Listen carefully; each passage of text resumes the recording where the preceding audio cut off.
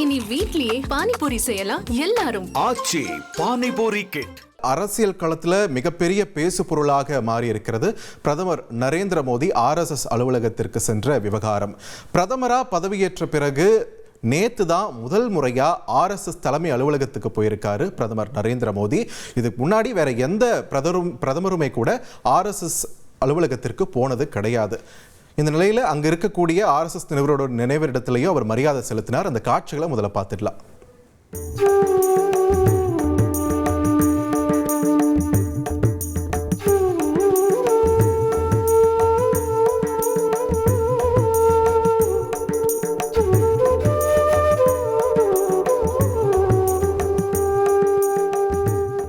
இந்த நிலையில் RSS தலைமை அலுவலகத்துக்கு பிரதமர் நரேந்திர மோடி விசிட் அடித்ததற்கான காரணம் என்ன? இதுவரைக்கும் எந்த பிரதமரும் பண்ணாது. வாஜ்பாய் அவர்கள் பிரதமராக இருந்தப்ப கூட பண்ணாத ஒரு விஷயத்தை மோடி அவர்கள் 2 டேர்ம்ஸ் முழு பிரைம் மினிஸ்டராக இருந்தப்ப கூட பண்ணாது. இப்போ ஏன் பண்ணார்? இந்த மாதிரி நிறைய கேள்விகள் இருக்கு. இதற்கு பதில் என்ன சொல்றாங்கன்னு பார்த்தீங்கன்னா, RSS அமைப்பு உருவாக்கப்பட்டு 100 ஆண்டுகளை நிறைவு செஞ்சிருக்கு. அந்த கொண்டாட்டங்கள் ஒரு பக்கம் போயிட்டு இருக்கு. இன்னொரு பக்கம் மகாராஷ்டிராவோட புது வருட பிறப்பு, அது குடி பத்வான்னு சொல்லுவாங்க, அந்த பண்டிகையும் கொண்டாடப்பட்டது. அதற்காகத்தான் பிரதமர் மோடி அங்கே போனார்னு சொல்லியிருக்காங்க.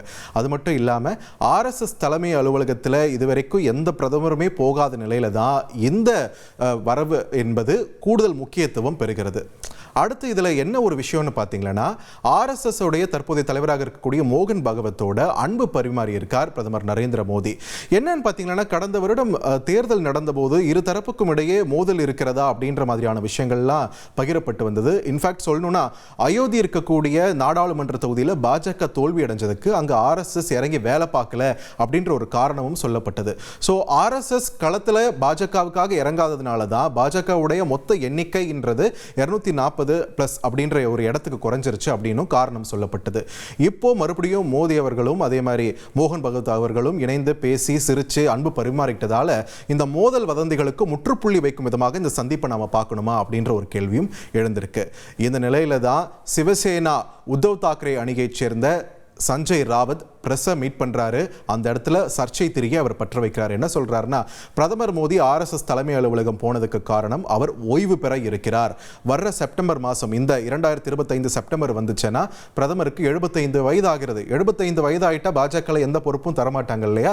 அந்த மாதிரி பிரதமர் மோடியும் பதவி விலக இருக்கிறார், ஓய்வு பெற இருக்கிறார் அரசியல் களத்தில் இருந்து அப்படின்ற மாதிரியான விஷயங்களையும் சஞ்சய் ராவத் பதிவு செஞ்சிருந்தார். இவர் திரும்ப திரும்ப இங்க நம்ம அண்டர்லைன் பண்ண வேண்டியது, பிரதமருக்கு 75 வயது ஆக போகிறது இந்த செப்டம்பர் வந்தா அப்படின்ற ஒரு விஷயம் தான். ஆனால் அது உண்மையிலே கட்சி விதிகளில் இருக்கான்னு கேட்டா அது இல்லை அப்படின்றது தான் கட்சியினரோட கருத்தாக இருக்கிறது. இந்த நிலையில் சஞ்சய் ராவத் இன்னும் நிறைய விஷயங்களையும் பதிவு பண்ணியிருக்காரு அந்த பிரஸ் மீட்ல. அதில் என்ன சொல்லியிருக்காருன்னா, மோடிக்கு அடுத்த பிரதமர் யார் ஆகணும் அப்படின்றத RSS தான் தேர்ந்தெடுக்க போகுது. அப்படி தேர்ந்தெடுக்கப்பட போற நபர் மகாராஷ்டிராவை சேர்ந்தவராகத்தான் இருப்பார் அப்படின்னு சஞ்சய் ராவத் சொல்லியிருக்காரு. அவர் சொன்ன உடனே சர்ச்சை தீ மேலும் பத்திக்க ஆரம்பிச்சிருச்சு.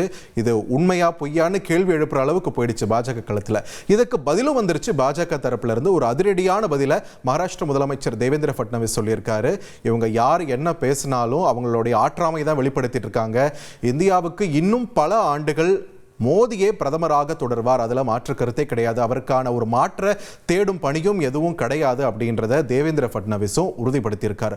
ஆனாலுமே சஞ்சய் ராவத்துடைய இந்த கருத்து, பிரதமர் நரேந்திர மோடி ஓய்வு பெறுகிறாரா என்ற இந்த கேள்வியை வலுவாக்கியிருக்கு அரசியல் களத்தில். இது இப்போ ஒரு விவாத பொருளாகவும் மாற்றி இருக்கிறது. இதற்கான விடை நமக்கு வரும் நாட்களில் தான் தெரிய வரும். இனி வீட்லயே பானிபூரி செய்யலாம் எல்லாரும். ஆச்சி பானிபூரி கிட்.